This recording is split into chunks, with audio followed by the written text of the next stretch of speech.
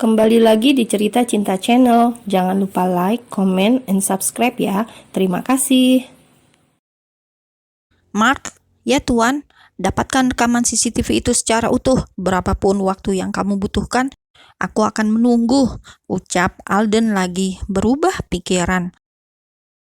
Dia memilih cara ini dibanding meminta bantuan sang paman, bukan karena segan, namun tak ingin keluarganya tahu tentang masalah ini. Baik tuan. Setelahnya, Mark pergi. Dan tak lama kemudian, Alden pun meninggalkan kantornya, bukan pulang ke apartemen, melainkan langsung menuju rumah sakit Royal Dutch. Jam 8:30 malam, Alden akhirnya sampai di rumah sakit Royal Dutch. Dia berjalan dengan langkah kaki lebar melewati koridor rumah sakit menuju ruangan di mana Dinda berada. Data tentang itu sudah dia ingat dengan baik di dalam otaknya. Alden mengetuk pintu ruangan itu dengan santainya, seolah dia adalah tamu yang hendak berkunjung, bukan seperti seorang pria yang hendak menuntut tanggung jawab. Dan tak lama setelah dia mengetuk pintu ruangan itu, kemudian Dinda membukanya. Sepersekian detik seolah waktu berhenti, sampai Dinda bisa lihat dengan jelas mata elang dan seringai licik itu. Dek, jantung Dinda terasa berhenti. Makin dia menatap mata elang itu, makin dia terperosok dalam ketakutan. Bukan takut pada Alden si pria miskin, melainkan hatinya pun mengakui jika perbuatannya adalah salah. Kaki Dinda mundur perlahan, namun urung kembali masuk saat dia mendengar suara ibunya. "Siapa sayang?" tanya Julia, ibunda Dinda. Dia telah sadar sejak pagi tadi. Semalam Dinda tidak tahu jika Julia belum sadar hanya karena obat bius selama operasi dan bukan karena ingin meninggalkan dia dari dunia ini. Setelah sadar, Dinda langsung berteriak memanggil dokter. Setelahnya, dia tahu pasti jika ibunya baik-baik saja dan hanya tinggal melewati masa pemulihan. Tidak ada siapa-siapa, Mah. Sepertinya hanya orang iseng. Aku periksa dulu di luar, jawab Dinda dengan gugup. Dia bahkan menyelipkan rambutnya ke belakang telinga. Padahal rambut itu sebelumnya memang sudah berada di sana, tidak berantakan sedikit pun. Dinda terpaksa menjawab seperti itu karena tidak ingin sang ibu sampai tahu perihal pria ini, Alden. Sampai tahu apa yang dia lakukan untuk membuat operasi sang ibu bisa terjadi. Tadi saat Julia bertanya dari mana Dinda mendapatkan semua uang untuk biaya operasinya, Dinda menjawab bahwa dia mendapatkan pinjaman dari atasannya di kafe Tuan Jody.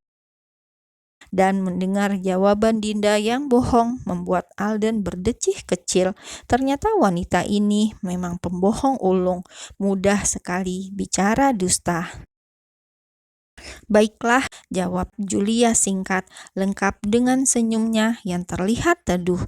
Senyum yang selamanya akan Dinda jaga, tak akan biarkan siapapun merusaknya. Dinda lantas keluar, menutup pintunya perlahan, dan kemudian menarik tangan Alden untuk menjauh dari ruangan sang ibu. Awalnya Alden hanya pasrah dengan terkekeh pelan, namun kemudian dia gantian mencekal tangan Dinda dan menariknya agar wanita ini mengikuti langkahnya. Mereka berdua sadar tak boleh melakukan keributan di dalam rumah sakit, maka Alden menarik Dinda hingga mereka berdua sampai di luar, berada di balik dinding rumah sakit yang tak tampak oleh banyak orang. "Lepas, tanganku sakit," geram Dinda. Dia tak sudi diperlakukan seperti ini. Semua orang telah memperlakukannya dengan buruk, membuat harga dirinya benar-benar terasa hancur. Dinda hanya sedang mencoba melindungi harga dirinya yang tersisa, tapi Alden tak mau dengar. Dia mendorong Dinda hingga membentur dinding, kemudian mencengkram kuat dagunya dan menatap tajam. "Katakan, siapa yang membayarmu untuk menghancurkan hubunganku?" tanya Alden dengan suaranya yang dingin. Di saat seperti ini, Dinda Gamang harus bagaimana? Pura-pura tidak tahu atau melanjutkan kebohongannya sebagai Valerie. Dinda coba menepis tangan Alden, namun tak mampu. Sementara cengkraman tangan itu semakin kuat dia rasakan. Alden bahkan tak peduli jika wajah Dinda telah berubah merah menahan sakit. "Aku tidak mengenalmu, bodoh," jawab Dinda dengan susah payah. Ya, akhirnya Dinda pilih untuk pura-pura tidak tahu. Dia sangat yakin tampilannya malam itu dengan saat ini sangat jauh berbeda. Alden tak akan mampu mengenalinya. "Lepas atau aku akan berteriak," ancam Dinda lagi. Dan saat itu Alden memang melepaskan Dinda, namun kemudian dia melemparkan data diri wanita ini tepat di dada Dinda. Foto Dinda dan Valerie terjatuh dan Dinda bisa melihatnya dengan jelas. Seketika kedua matanya membola dengan tubuh yang mulai gemetar. Bagaimana pria ini bisa tahu? Batinnya penuh tanya. Dinda mulai tidak tenang, bahkan tidak punya kekuatan lagi untuk melawan. "Hamil, menjijikan," ucap Alden bicara mengingatkan tentang ucapan Dinda malam itu. "2 hari lagi, datanglah ke tempat yang sama saat kamu membuat kekacauan. Jelaskan semuanya pada kekasihku tentang kebohongan menjijikanmu itu, atau jika tidak, aku akan katakan semuanya pada ibumu, bahwa mungkin saja kamu membayar biaya pengobatan ibumu dengan uang haram, uang dari hasil menjadi wanita bayaran." Dinda tergugu. Saat ini tubuhnya benar-benar telah gemetar, merasa takut. Bagaimana bisa dalam sekejap saja Alden mengetahui semua tentang ini? Padahal Dinda sudah sangat yakin jika Alden tak akan bisa melakukan upaya apapun. Tapi nyatanya pria ini bahkan tahu jika dia berada di sini dan lengkap dengan kondisi ibunya. Dinda tak mampu menjawab apapun. Dia hanya diam dan terus menunduk menatap foto dirinya sendiri di atas lantai. Sampai akhirnya Dinda lihat kaki Alden melangkah pergi meninggalkan dia di sini. Tangannya yang gemetar coba Dinda remat agar tenang. Dia coba mengangkat kepalanya dan melihat punggung pria itu pergi. Dinda lihat saat Alden menaiki motornya dan keluar dari area rumah sakit. Dalam kebingungan ini, hanya ada nama Gaida yang dia ingat.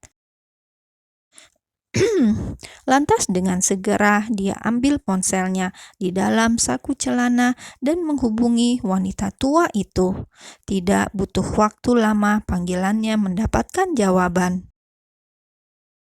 "Nyonya, katakan ada apa? Jangan membuang waktuku terlalu lama," potong Gaida dengan cepat. Tak ingin ada basa-basi di antara mereka. Gaida pun tak ingin mendengar jika Dinda kembali meminta uang. "Alden mendatangiku, Nyonya," ucap Dinda dengan ketakutan yang masih tersisa. Setelahnya dia pun menceritakan semua yang terjadi tanpa terlewat satupun, tentang ancaman Alden dan perintahnya untuk kembali bertemu dan menjelaskan semua pada Liora kebohongan ini. Tapi mendengar itu, Gaida tak merasa takut sedikit pun. Dia malah tersenyum licik seraya menyusun rencana kedua.